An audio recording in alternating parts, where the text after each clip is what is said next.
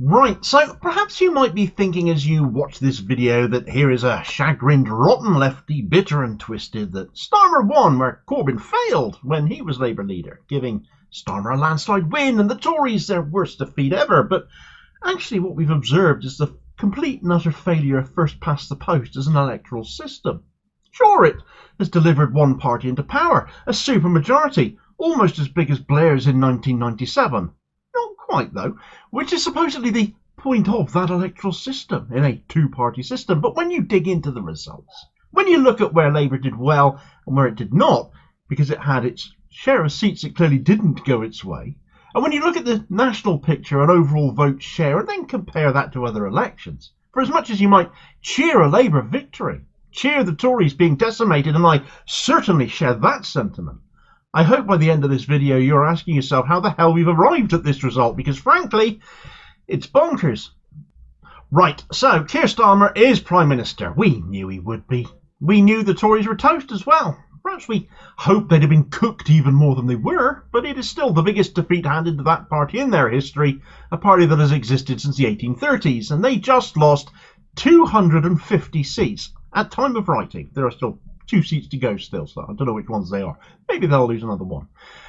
We've seen the back of Liz Truss. We've seen the back of Grant Shapps, Penny Mordaunt, Jacob Rees-Mogg, Johnny Mercer, Gillian Keegan, Alex Chalk, Therese Coffey, Damien Green, Michelle Donald and Mark Harper, Robert Buckland. Pick your flavour, they've probably gone, and so many more that we truly can celebrate that fact. And yes, for as much as I hold Starmer and Labour's feet to the fire on this channel because I do not like the way the party is now run, do not like their authoritarianism, and dread this now being inflicted on the country, I look forward to Starmer no longer being able to go back on his words, when his actions will now finally be held accountable, because he's going to have to back up those words that he's so often gone back on with action now, and what he chooses to do. And would he do anything different, or will, as the manifesto they wrote implies, just be business as usual for the status quo and things carry on with the Tories essentially left off? I'm not getting my hopes up on anything transformative, of course. All of this is stuff Starmer's Labour now need to be mindful of, though. That said, the how he got there, how the results have panned out how they have, is worth discussing, because you might be shocked to know, to begin with, that Labour's vote share barely moved from the last general election in 2019, which, of course, the Labour right love to point to as proof that rotten lefties and socialists cannot win elections. I'm not joking here either. Labour's vote share for this general election compared to 2019 rose by just 1.6%. Labour got 33.8% of the national vote share at time of writing in this election, compared to 32.2% of the vote in 2019, which saw Labour lose 60 seats, indicating a great many polls in the run-up to this election were overestimating the Labour vote share. Labour got 33.8% of the national vote share in this election, compared to 32.2% of the vote in 2019, which saw Labour lose 60 seats, indicating a great many polls in the run-up to this election were overestimating the Labour Party vote share. Labour has won an almost 1997 level landslide effectively on a vote share similar to which Blair got in his final election in 2005.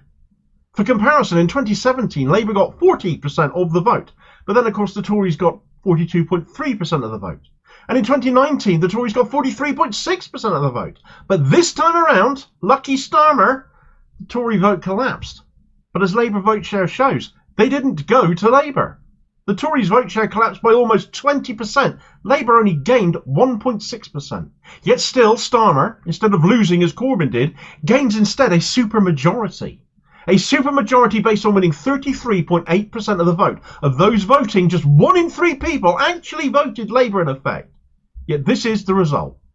I don't yet know what the official turnout figures are. I've seen 57% being publicised at time of writing. If that's anywhere close to accurate, then that's the lowest turnout in election history. 43% of voting age people, therefore, put off bothering to vote at all, not liking what was on offer from anyone. And if that is true, the Starmer's Labour likely won the election and got a supermajority off the back of winning the vote of something like just 19% of the British public, and got a supermajority.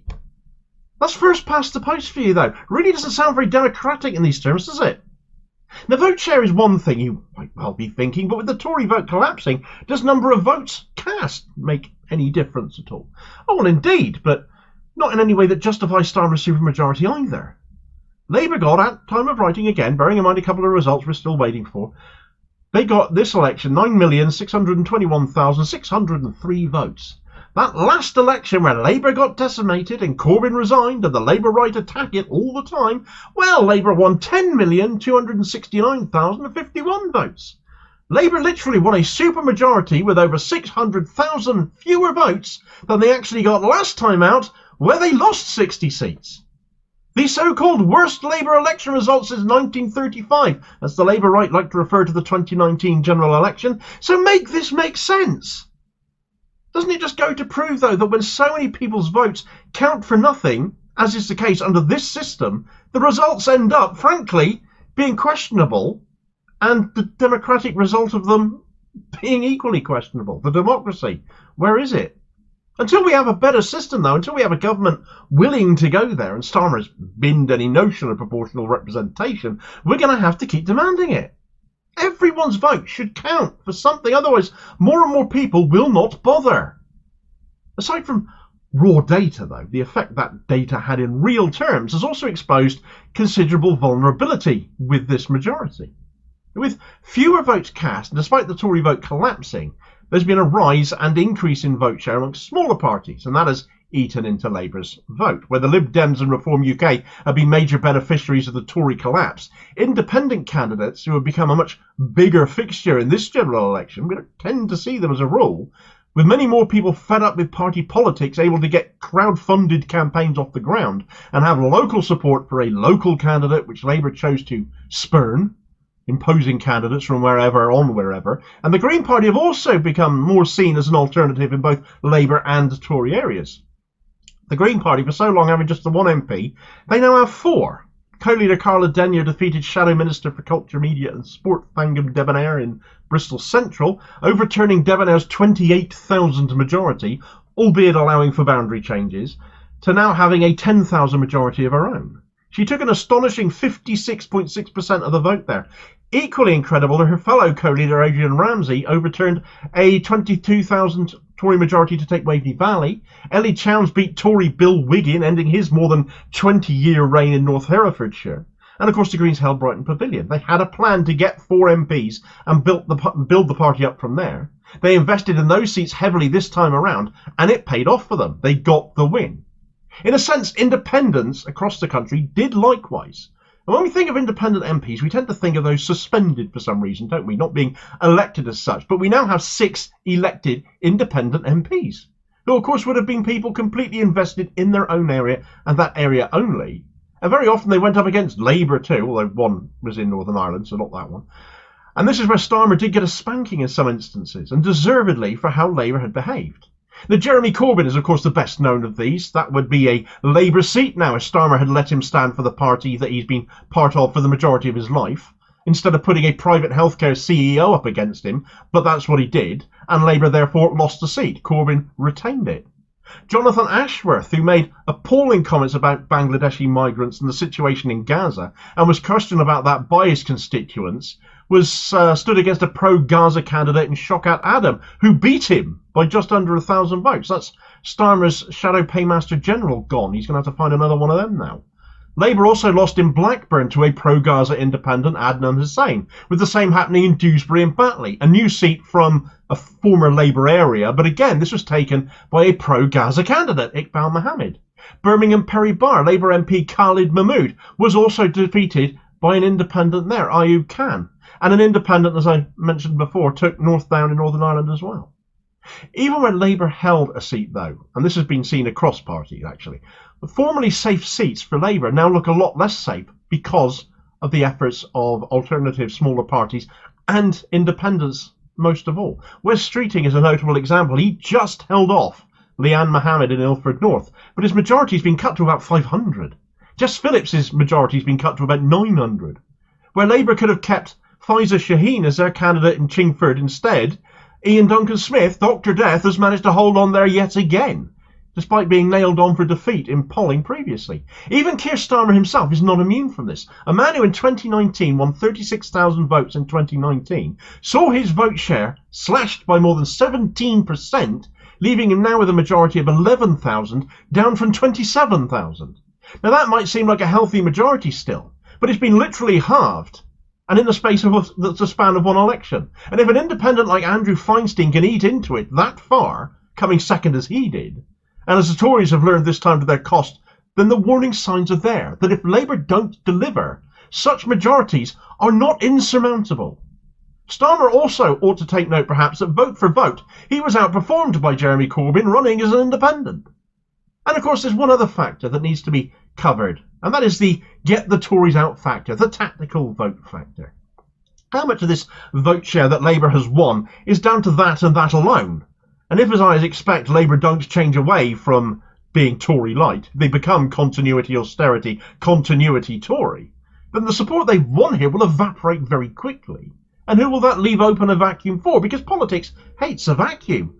And the fear is the far right could very much be it now, with the likes of Nigel Farage having finally got himself elected, along with 3 other members of Reform UK. And especially if Starmer lurches even further to the right in power to try and see off the likes of Farage. Farage this time split the Tory vote. Reform UK split the Tory vote, and letting Starmer through in no insignificant part either, due to this stupid electoral system of ours. I don't believe Starmer will deliver. Goodness knows, regular viewers will already know that. So the fight back begins today.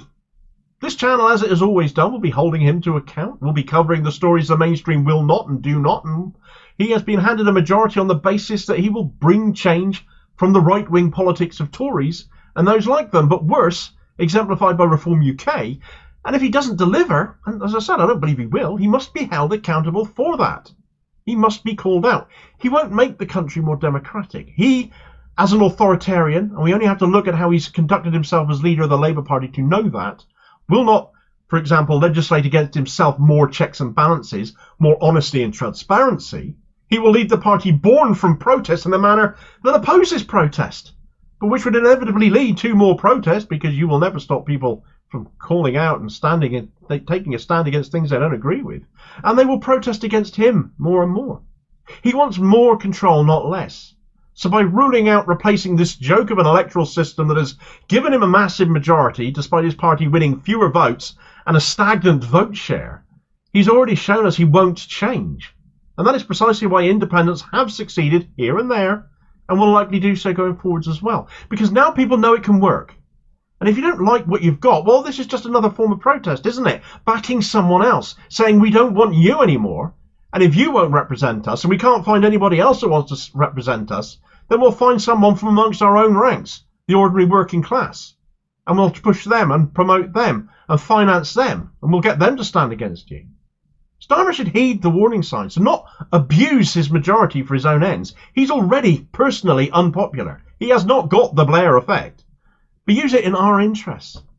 I won't be holding my breath, though. It will, of course, be independent media and commentators who will be holding him accountable for everything he does going forwards. So support your favourite independent media if you can. The victory of Jeremy Corbyn was a highlight for many in last night's elections. A guy who was polling as the underdog in the constituency he had been the MP for 40 years, running against a private health CEO, an NHS privatiser in waiting as he appeared to be. And he came through, but in no small part was that due to local campaigners and a phenomena that we've seen repeated up and down the country where Labour members and elected officials, anybody disgusted with the direction that Starmer had taken the Labour Party, had deserted that party. And in this case, 72 of them did so just to campaign for Corbs. And clearly that helped get him over the line. Check out the details of that story in this video recommendation here. I'll hopefully catch you on the next vid. Cheers, folks.